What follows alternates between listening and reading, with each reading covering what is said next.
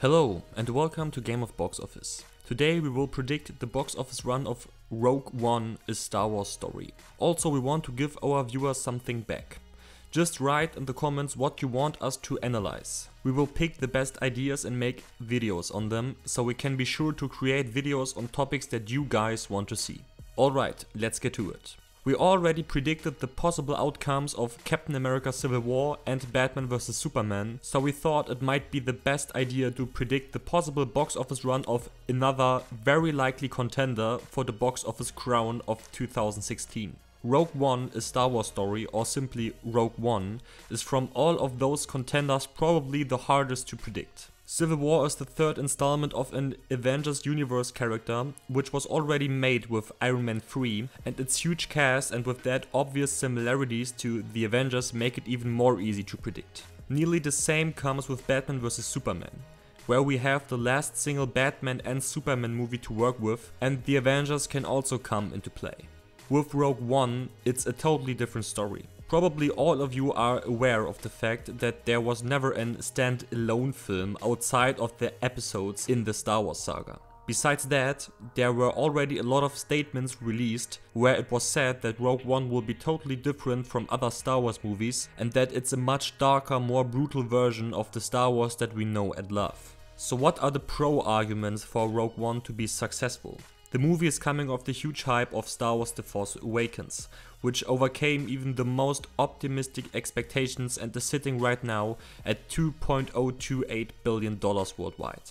The domestic all-time record holder relived the franchise to its old box office glory, and to have such an incredibly successful and loved movie as a predecessor is a big pro point for Rogue One.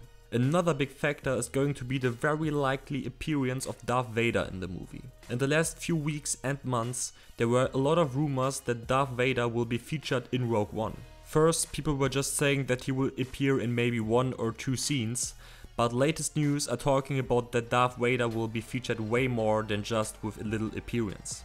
Of course, that is all not 100% set until now, but when this will become reality, it will help the movie's performance enormously.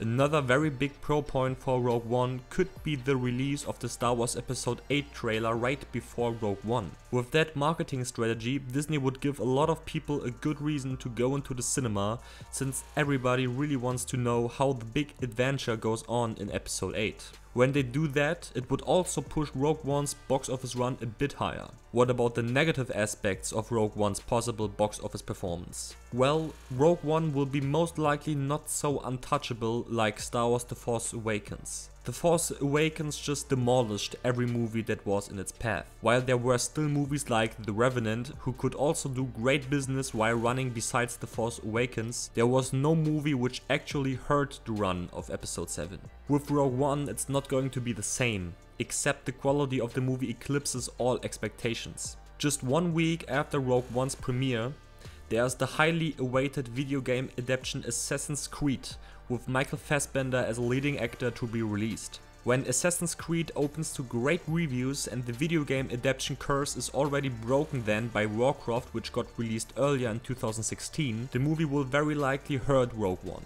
Also, The Force Awakens performed that good because the movie had basically a 32-year-long hype, while Rogue One basically comes off a 12-month hype.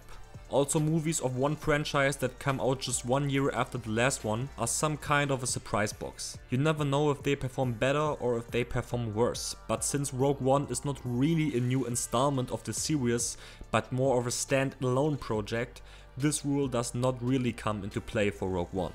So, let's get to it. As always, let's start with our pessimistic prediction. With Rogue One, the distance between the pessimistic prediction and the optimistic prediction is far bigger than with Civil War and Batman vs Superman. We see Rogue One with $420 million in the USA and Canada, and with $505 million in the rest of the world, resulting in a combined worldwide total of $925 million. Star Wars just is way bigger in the domestic market than both DC and Marvel, so the domestic box office will probably choose Rogue One over Batman vs Superman and Civil War. The Force Awakens has a 45% to 55% splitting right now when it comes to the domestic gross in comparison to the overseas gross, so the $505 million are made with the same splitting factor.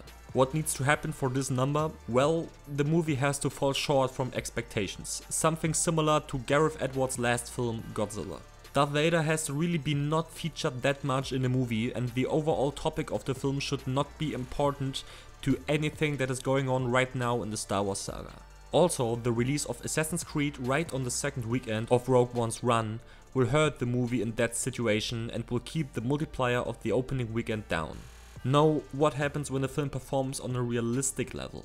Since a bad Rogue One would definitely hurt Episode 8, Disney will make sure that the final outcome of Rogue One is at least very good in the eyes of many fans. Something around the 80% mark on Rotten Tomatoes and the 70% mark on Metacritic is the goal in that scenario. Also, we just can't imagine that Disney will not work a big amount of references into Rogue One, because when they really don't do that, they know exactly that they will lose lots of money because of it. Darth Vader has to appear, and some links to the new trilogy would also help the movie's performance. On top of that, we can't imagine that they will not release the trailer of Episode 8 right before Rogue One, since everybody knows that something like that will help the movie's performance a lot. In this scenario, we see the domestic total at $490 million and the overseas total at $590 million, for a combined worldwide total of $1.08 billion. What happens when everything works perfect? When the quality of Rogue One is equal or better to the quality of The Force Awakens, when Darth Vader is featured heavily, when the plot gives the viewers informations about Episode 7 and Episode 8, and when the very short distance between the release of The Force Awakens and Rogue One does not hurt the movie. In this situation, we see a domestic total of $600 million and an overseas total of $790 million, for a combined total of $1.39 billion worldwide. With that, Rogue One would be the second highest grossing Star Wars movie unadjusted, and adjusted probably on one level with The Revenge of the Sith, when you also take the 3D ticket prices into account. It would become the 6th highest grossing domestic movie of all time, just behind The Avengers, and the 8th highest grossing movie worldwide, just behind The Avengers Age of Ultron.